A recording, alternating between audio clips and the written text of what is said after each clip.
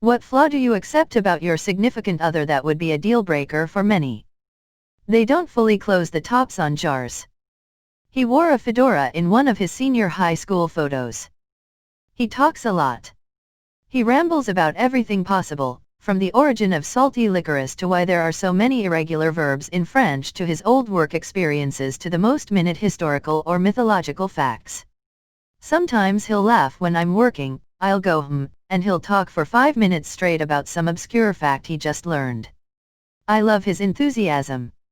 Smiley face. I genuinely like his little rants as signs of his boundless intellectual curiosity. I always learn something, and we'll never run out of things to talk about. And besides, I talk a lot too, so we're well matched. When she gets stressed she screams. It is horrible. I learned how her mother treated her and understand it a lot more. She already been to therapy once she realized how much it troubles me. That says a lot about her character. She saw a problem and is working on it.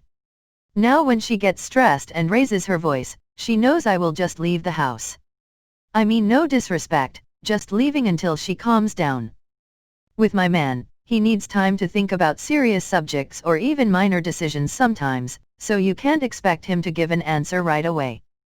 It can be really frustrating, especially when you kind of need an answer right away. I've come to think of it as him being very invested in even the little things in our lives because he cares so much. Because this is how his brain works, I try to give him lead time, or if a decision needs to be made right away, I offer to be the one to make the call, which takes it off his plate altogether. He accommodates my anxieties and quirks, so it's definitely not a one-way street. Both of us prefer to spend all of our time together. It's not a codependent/dysfunctional thing because neither of us gets upset or stressed out if we can't, but we're happiest in each other's company and, given a choice, we'd always choose to be together. The whole pandemic situation hasn't been a problem for us because it's actually allowed us to be together more, as is our preference. However, I understand this doesn't work for most people, but it's always worked for us.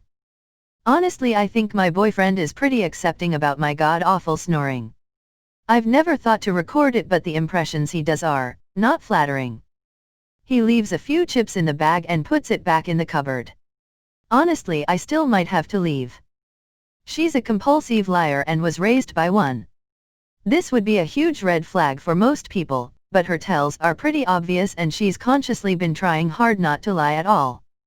I don't know if mental illness is a flaw, per se, but I assume that intense chronic depression would generally be a deal breaker for most.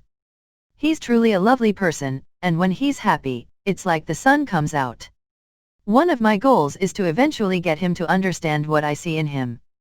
We both know that I'm not his therapist, that's not what's going on. Everything's been shitty these past few months for a variety of reasons, but I keep holding out hope that it'll get better. Even in the time I've known him, he's made some pretty significant improvements. I suppose the distance, geographic, or her depression. But man, when she's happy at the greatest. I don't know about accept, but my significant other is not as attracted to me as he used to be / as I need him to be. I'm trying to work on me first before I decide I can't deal with it anymore, but it sucks pretty hard. I miss being wanted. She's not very good at sex. I love her and marriage isn't all about sex. She had an eating disorder, bulimia, most of her life and just kind of freezes up when we are intimate. We have 3 gorgeous and healthy kids after losing 4 and wondering if we would ever have any. We have a good life. Just not good sex. He talks too much. Bless his heart, he talks too much. Asexuality. Smoking cigs. The way she puts the toilet paper on the roller dropping down the back like some savage. She was diagnosed with relapsing remitting multiple sclerosis in 2015, and she uses a rollator and electric wheelchair to get around. I love her more than ever. We met in 1985. She doesn't cook. Doesn't bother me since I love cooking and worked in catering for many years. But might be a deal breaker for some. Borderline personality disorder. It's sometimes very problematic, but we've gotten better. And if she's willing to tolerate my bullshit, it's really the least I can do. She won't let me do her nails, or even brush her hair. It's a good thing her hair is short, but I have to drug her and haul her to the vet for a claw trim. That he doesn't know how to initiate sex. That's a deal breaker for most, but everything else about him is amazing and he is my person. We just went to therapy, talked about options, and work around it. He can drink too much and sometimes becomes unresponsive when I try to talk to him. He doesn't yell or get violent, he just drinks too much then falls asleep and will wake up but won't answer any of my questions or respond when I ask him to look at me or open his eyes. I keep a close eye on him, checking his pulse and breathing, and when I can I force him to drink water before he falls asleep, and when he has a few moments of clarity to actually drink water then go back to sleep. I hate it because I stay up all night checking on him to make sure he's okay. The first time it happened I almost called an ambulance, but now I'm used to it and just keep an eye on him and try to make sure he doesn't drink too much. He's not adventurous food-wise at all. I'll make some kind of meat at home and insists on me only using salt and pepper. His stupid dad jokes. All dad jokes are stupid. It's kind of a requirement. What did the mayonnaise say to the refrigerator? What? Close the door. I'm dressing. Atomic egg farts at night. She's vegan. A lot of guys would have a problem with that. I got used to it. She doesn't force it on me, but she cooks most the meals, so that's what I mostly eat. I don't like to cook. We go out to restaurants sometimes, and that's when I'll get a burger or something, with cheese. In the end, I do notice that I feel better when I eat vegan. Can't give up cheese, though. I have the worst short-time memory for someone who has not been diagnosed with short-term memory loss and am so grateful for her patience. Maybe you have been diagnosed and just forgot. She has a learning disability, and makes it almost impossible for her to learn anything new. Got her tested recently and she's at 7.6 IQ, but she tries her hardest to make me happy and feel loved, so I just cannot ever imagine being with anyone else. For me, it's his jealousy. But through me constantly reassuring him, he's gotten a lot better. It barely affects him anymore. He has no reason to be jealous. I've never been unfaithful, just his OCD is a bitch, but he's improved so much. Proud of him for him. It's my emotions. They switch to become apathetic very often, or intensely childlike and excitable on the other hand. But he understands it's because I grew up with a toxic parent. Living away from her is letting me slowly level these intense opposites. He doesn't talk. We probably could go days without general conversation if I didn't say something. He's not secretive about himself or things in general, but if I don't ask, he doesn't tell. Long hours at work, but we work together so it is fine, we work similar hours. Dunno if it counts as a deal breaker really, but he is quite lazy.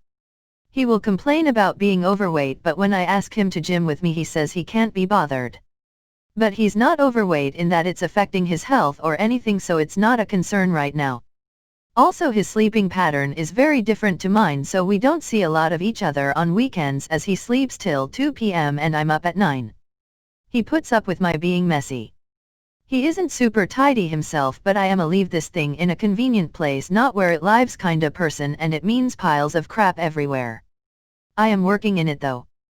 He has CFS, chronic fatigue syndrome, and can't do as much as normal, but he is the kindest, cutest, most understanding person I have ever met. We can't plan any long trips or exhausting activities, but that's okay. We can talk for hours and it won't get boring. Please correct me if something is wrong or sounds weird, it's my second language. Thanks. When my wife yawns and she sounds like a pissed off silverback gorilla. She's a bitch, like a real bitch, like a dog, best partner to have, always happy to see you. The problem is I have to cook every night and she never pays when we go out. She doesn't want to worry me, so often she'll just not tell me certain things. It has caused some issues and we're working on it, but some of the things she chooses not to say would likely make others not want to deal with her. But I want to deal with her forever, so screw it. We'll figure it out. He's gay. Being happy isn't a flaw. My husband is disabled with a cognitive delay where he can't follow complex directions and has memory issues. Happened in an accident around the time we were married.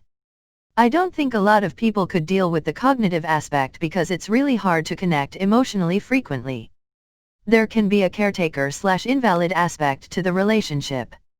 Sickness and in health 2 hearts. She incessantly parrots a lot of quotes and catchphrase type stuff from TikTok and things on TV.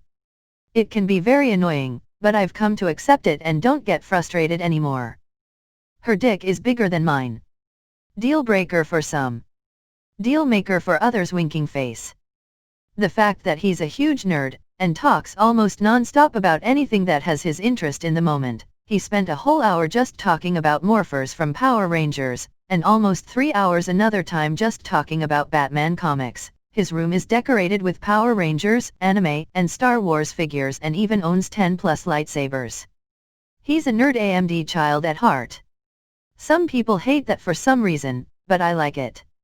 I'm the same, a bit, but nowhere near the same level as him. Not existing. That he's a Longhorn fan, and I'm a Aggie. We literally cannot talk college football with each other. Insecurity/lack of confidence. And, in his opinion, his height, he's 181 centimeters and wishes he was tall. I'm so pathetic I think I would accept any and all flaws. I was abused as a child and my mother didn't love me and as a result I'm pretty much a broken man. I try so hard to hide it but women can sense my neediness and it turns them off and I'm pretty sure I'll die alone, never knowing what affection or love feels like. Ugh, sorry for the rant and gut spilling but I'm having a really hard day. He never stops hacking. It's like he has a ball of mucus stuck in the back of this throat 100% of the time. Literally never stops trying to get it out. It's maddening but I love the bastard. His wiener looks weird. Manic bipolar disorder. She loves me and I don't hold that against her because she clearly has poor judgment. I currently don't have a so but I don't care if my future so is in recovery from addiction or if they have past felonies, except anything sexual. As long as they're always striving to become a better person.